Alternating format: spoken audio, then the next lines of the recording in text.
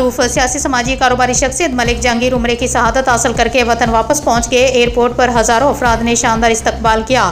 ملک جہانگیر گاڑیوں کے قافلے میں اپنے ڈیرے پر پہنچے۔ تفصیلات دیکھتے ہیں وسیم الرحمان بھٹی کی رپورٹ۔ ترنول کی ہر دل عزیز شخصیت ملک جہانگیر عمرے کی شہادت حاصل کر کے وطن واپس پہنچ گئے۔ ایئرپورٹ پر شاندار استقبال کیا گیا۔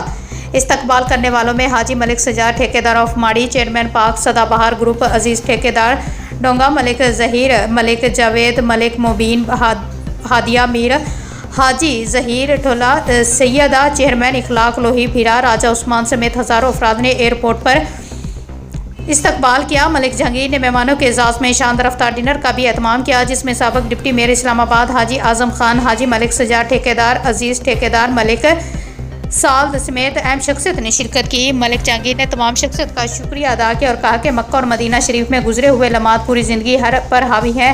اللہ پاک ہر مسلمان کو اپنے اور اپنے پیارے محبوب کے گھر کی زیارت کرائے۔ آخر میں ملک کی ترقی، خوشحالی، سلامتی اور قیام امن کے لیے خصوصی دعا کرائے گی۔